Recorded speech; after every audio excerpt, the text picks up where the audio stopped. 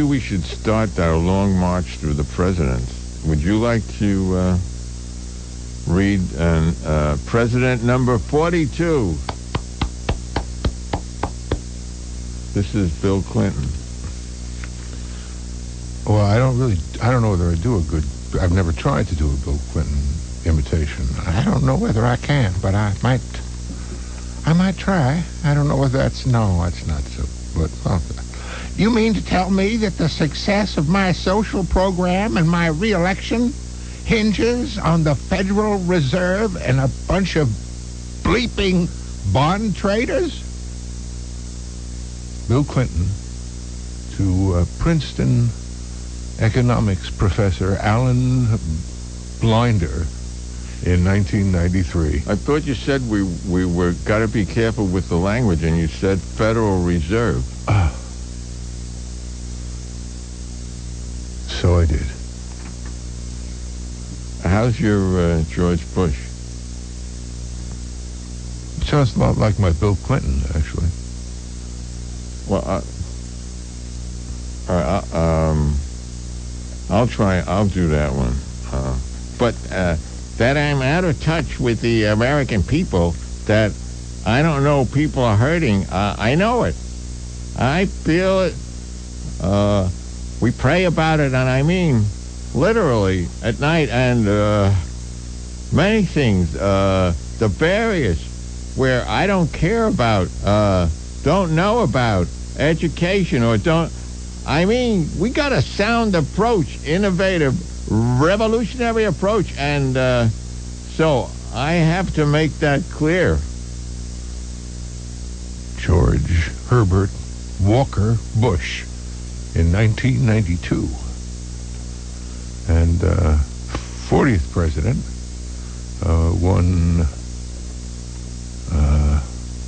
well, this was actually before he was president that he said this. If it takes a bloodbath, let's get it over with. Actually, he said, if it takes a bloodbath, pass me the loofah and the soap. But that's what Ronald Reagan said when he was governor of California in 1970 about campus radicals. Remember all you radicals who were on the campus then? You can do the next one, and then we'll... This is your friend. He's the easy guy. It's Jimmy Carter and Playboy. Well, Christ sets a most impossible standards for us. Christ said, I tell you that anyone who looks on a woman with lust has in his heart already committed adultery. And I've looked on a lot of women with lust. I've committed adultery in my heart many times, and this something God recognizes that I will do, and God forgives me for it, but doesn't mean that I condemn someone who not only looks on a woman with lust, but who leaves his wife and shacks up with someone out of wedlock. Now, Christ says, don't consider you better than someone else because one guy screws a whole bunch of women while the other guy is loyal to his wife. That was Jimmy Carter, Norman. As quoted in Playboy in November 1976. Norman Savitt's with us here. Videographer. How would you like to do Gerald Ford? Oh, good. Is that one turned on? Sure.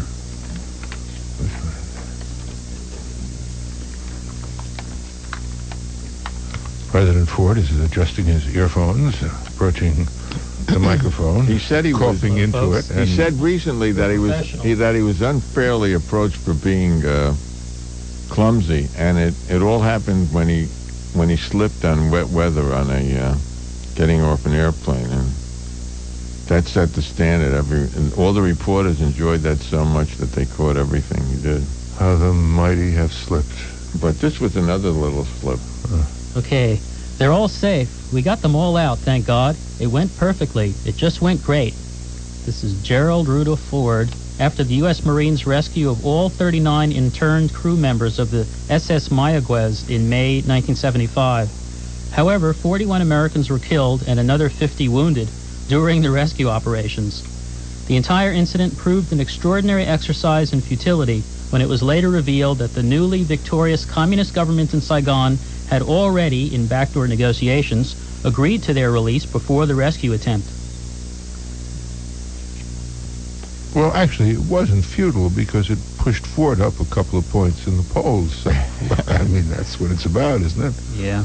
Yeah, I think there was a time lag between the counting the casualties of a few days, so it didn't last that long. Well, time comes out once a week now, right?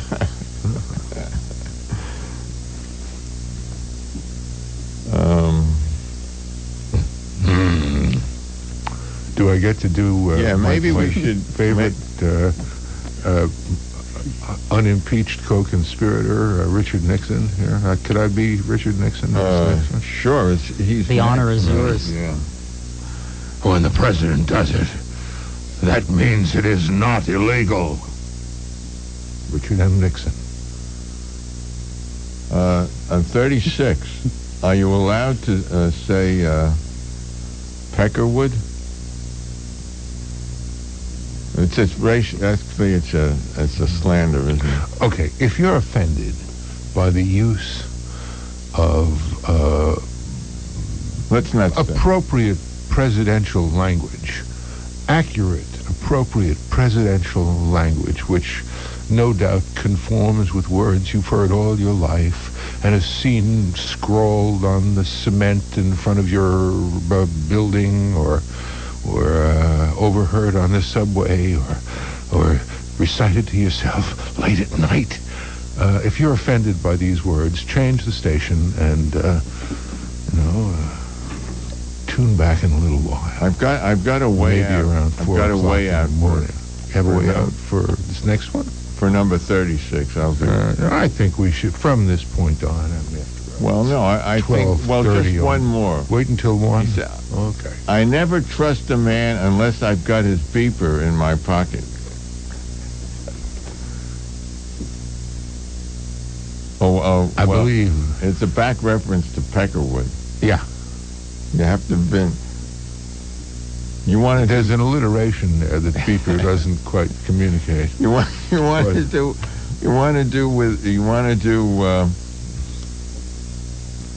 John F.K. talking to B.G. Barry Goldwater.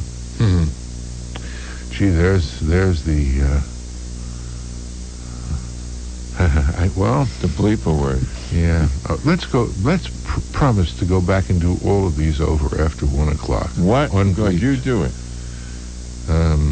Use the pen. What a lousy, bleeped up job this has turned out to be. That John F. Kennedy said that, and he didn't say it just to anybody. He said it to Senator Barry Goldwater.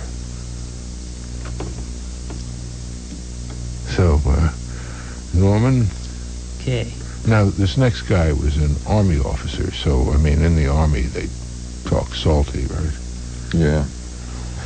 Things are more alike they are now than they ever were before.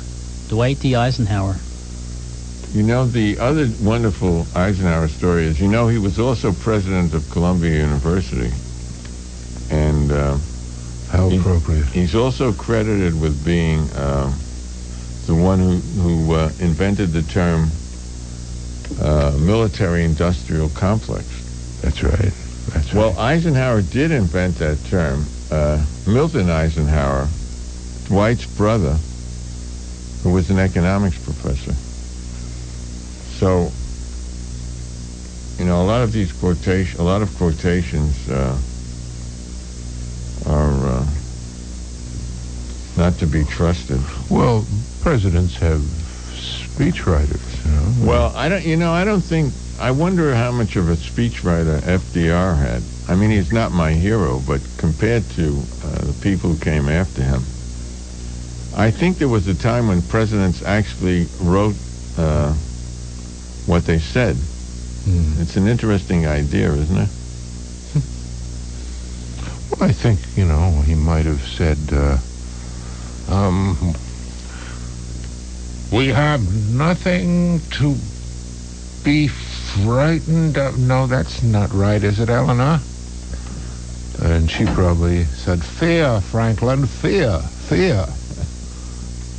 And he said, "Funf."